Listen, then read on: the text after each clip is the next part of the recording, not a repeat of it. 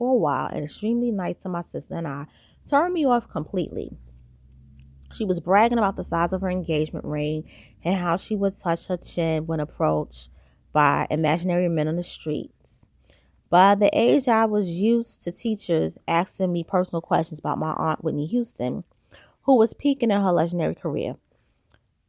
The red flag went up.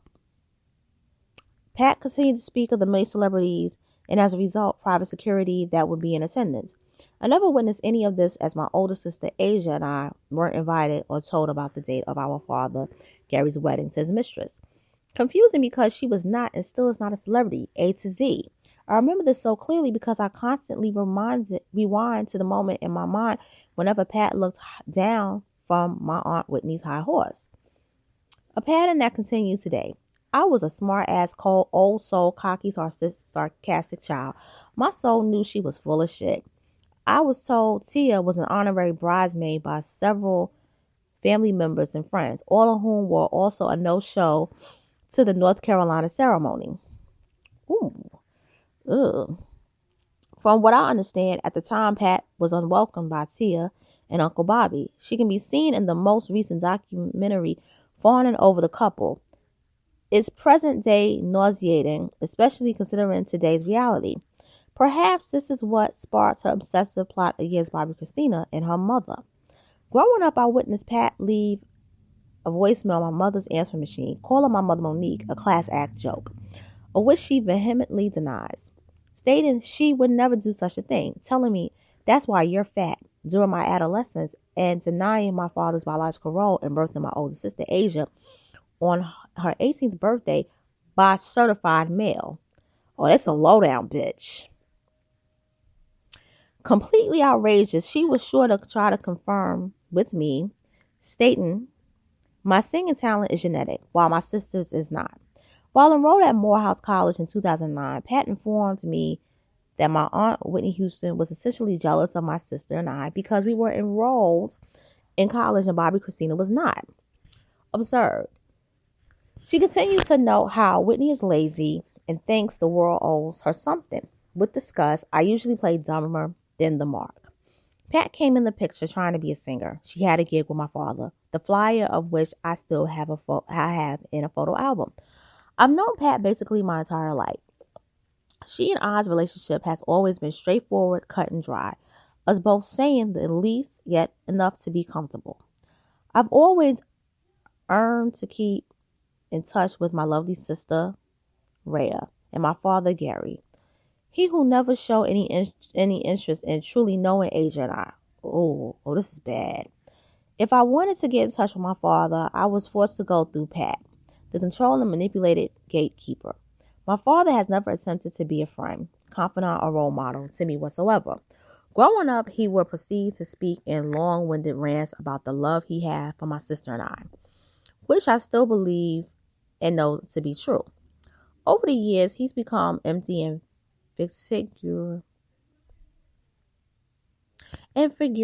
figuratively blind, regurgitating only the words and perceptions of his wife. To this day, Pat is on my father's voicemail greeting gross. I was looking forward to February 11, 2012. That was the day my older sister Asia would be home to visit from school in Virginia. I bought 2 tickets to see comedian Mike Epps at Atlanta Civic Center. The irony, he just filmed the movie Sparkle with Tia. 5 minutes before the intermission, my maternal second cousin, Angela, texted me, sorry about Whitney. I whispered to Agent, something happened to Tia. I replied to the text, what? She died.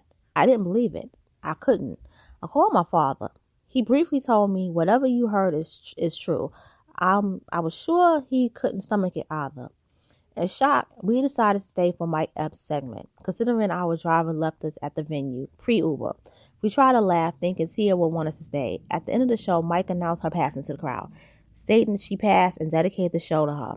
So eerie, the entire crowd gasped and screamed. One man shouted, oh, Jesus. Tears flowed. The first phone call I made the next morning was to my father. His words were, your mother can't come to the funeral. We don't have enough money. We don't have money to pay for you and Asia to get there. as my sister and I were independently full-time employed college students.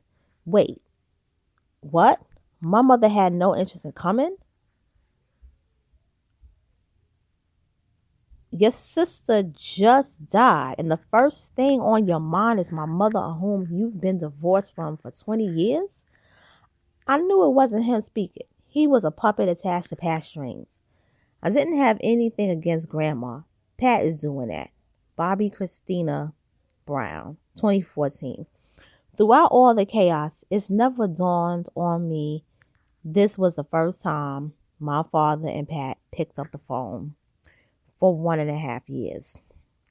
I repeatedly called, no answer.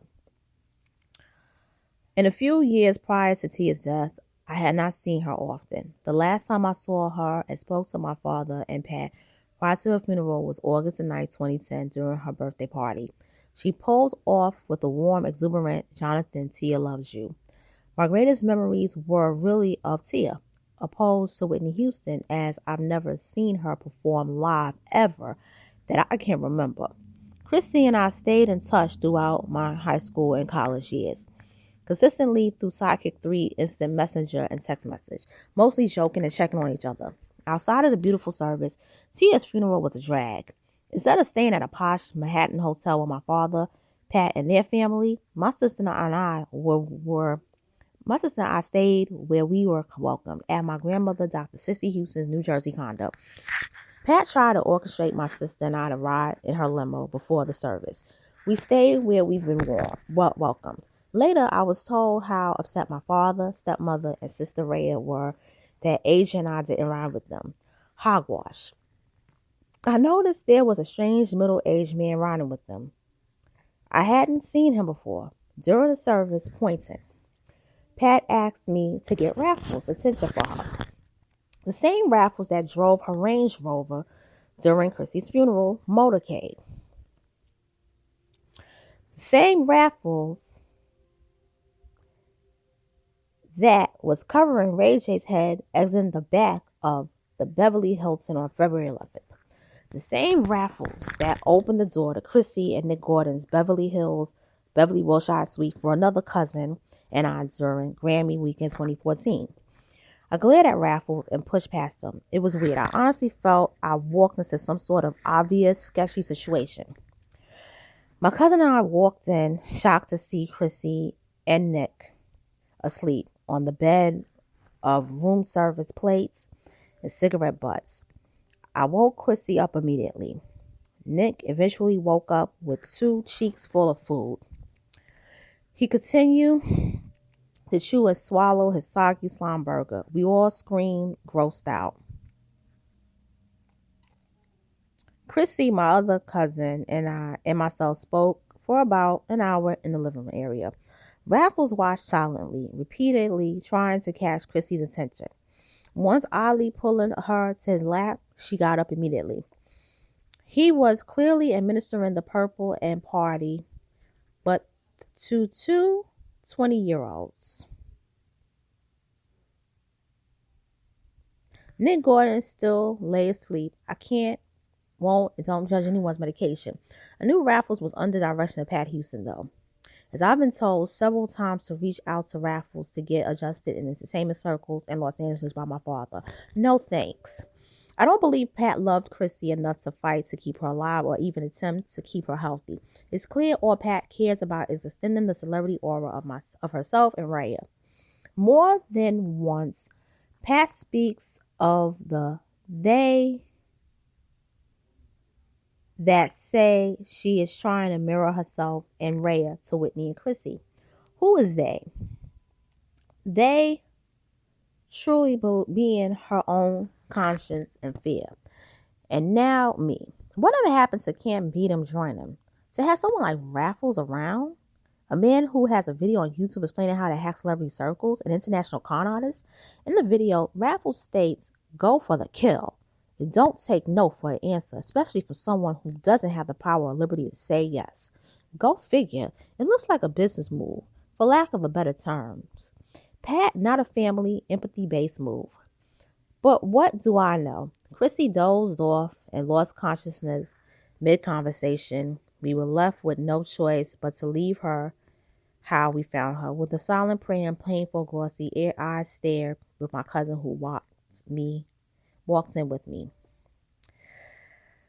Whew, wow, this is a lot. That was the last.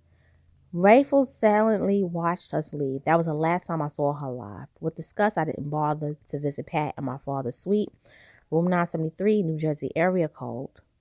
The day before, on January 24th, 2014, at 6:32 p.m. Pacific Standard Time, I walked into room 973 by chance as room service walked in. And basically, prior repeated phone calls to my father and Pat were avoided.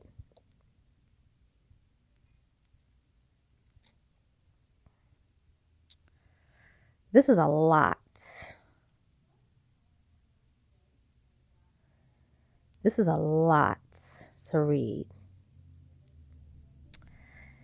It's a lot, and it's heartbreaking. I'm gonna say some things, and I'm gonna say this.